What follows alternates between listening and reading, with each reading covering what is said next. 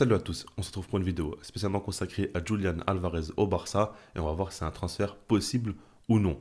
Alors on va faire un petit peu le tour des informations et ensuite on parlera donc du point de vue club et du point de vue joueur. Maintenant par rapport aux infos, c'est simple, le Barça suit le joueur et voudrait le signer pour l'après Lewandowski. On parle même du fait qu'il y a une clause possible dans son contrat qui pourrait faciliter les négociations parce qu'évidemment, s'il y a une clause, il n'y a pas besoin de faire des négociations avec Manchester City, on pourra directement payer le joueur. Maintenant, cette clause-là, elle est sortie de nulle part du jour au lendemain. Et évidemment, quand il y a des infos comme ça sur un top joueur, pendant une trêve, on parle d'une clause, etc. Souvent, quand même, c'est du pipeau. Maintenant, par rapport au fait que le Barça s'intéresse aux joueurs, personnellement, j'y crois.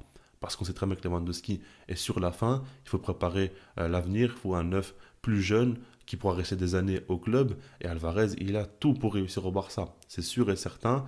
Et c'est logique pour moi que le club s'intéresse aux joueurs. Alors, est-ce que c'est faisable ou non? Personnellement, j'ai beaucoup de mal à y croire parce que cette clause-là, c'est vrai que ça aiderait beaucoup les choses. Mais personnellement, je n'y crois pas déjà qu'il y en ait une.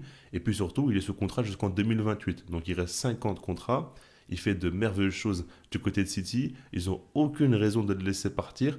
Et en plus de ça, financièrement, vous savez très bien qu'ils n'ont pas besoin d'argent.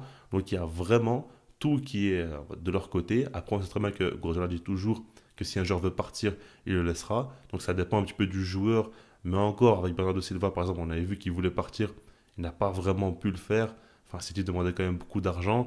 Et on sait que des fois, il y a des joueurs, ils ont du mal à le laisser partir quand même, malgré ce que Guardiola dit. Donc par rapport à toutes ces choses-là, personnellement, je n'y crois pas. Après, il faudra voir par rapport à l'avenir. D'ici 2, 3 ans, peut-être, franchement. Mais est-ce que ce sera pas déjà trop tard? Parce que Lewandowski, je ne le vois pas rester, on va dire, plus de 2 saisons encore au Barça, grand maximum.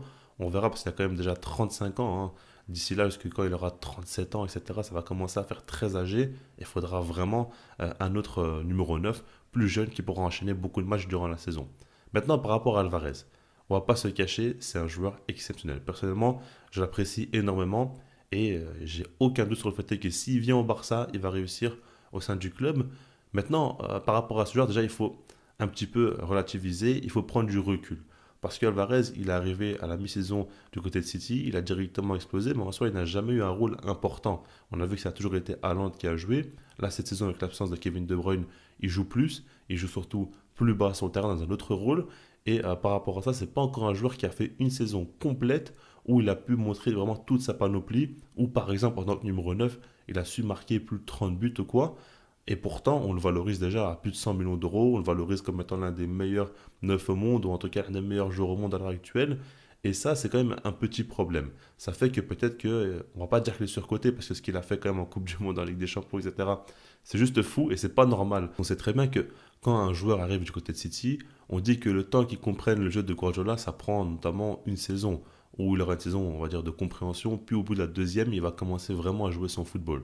Alvarez, il est arrivé d'un autre continent carrément, et il a eu aucun problème à s'adapter. Dès ses premiers matchs, on a vu qu'il était très très à l'aise. Donc ça, c'est pas normal. Maintenant, par rapport à ça, ce que je veux dire, c'est qu'il faut quand même faire un petit peu attention. Je pense qu'il faut prendre du recul et que si le Barça met une grosse somme sur un joueur dans l'avenir, il faudra vraiment être sûr de son coup. Parce qu'il y a d'autres joueurs aussi qui peuvent faire beaucoup de bien. Et puis Alvarez, est-ce que c'est véritablement un neuf ou non? Pour moi, évidemment que s'il joue en neuf, ça peut très bien le correspondre.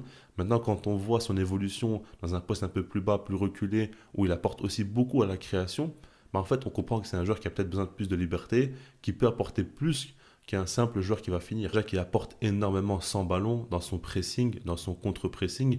Et puis, quand il a le ballon, il peut beaucoup combiner. Il peut vraiment beaucoup jouer avec ses coéquipiers, les trouver. Et puis, évidemment qu'il a une très bonne finition. Évidemment qu'il a une grosse qualité de passe aussi, de vision de jeu. Et il a une grosse compréhension du jeu. Donc, par rapport à tout ça, il faut le prendre en compte. Est-ce que si jamais tu le cantonnes dans un simple rôle de numéro 9, est-ce que ça peut vraiment faire en sorte qu'il s'épanouisse complètement? Ça, je ne sais pas. Je pense qu'il a besoin quand même d'un peu plus d'espace, plus de liberté et qu'on le laisse plus toucher le ballon, tout simplement. Donc ça, tout ça, il faut l'étudier. Et c'est pour ça que moi, je ne pense pas qu'Alvarez, ce soit forcément le joueur qu'il faut penser pour l'après Lewandowski. Si tu veux vraiment remplacer Lewandowski par Alvarez, c'est peut-être pas la meilleure des idées. Maintenant, si Alvarez vient, ce serait un énorme coup et personnellement, je serais très très heureux.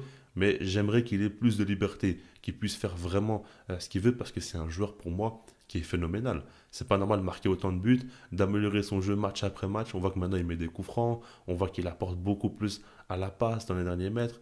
Et en plus de ça, il continue aussi à marquer ses buts.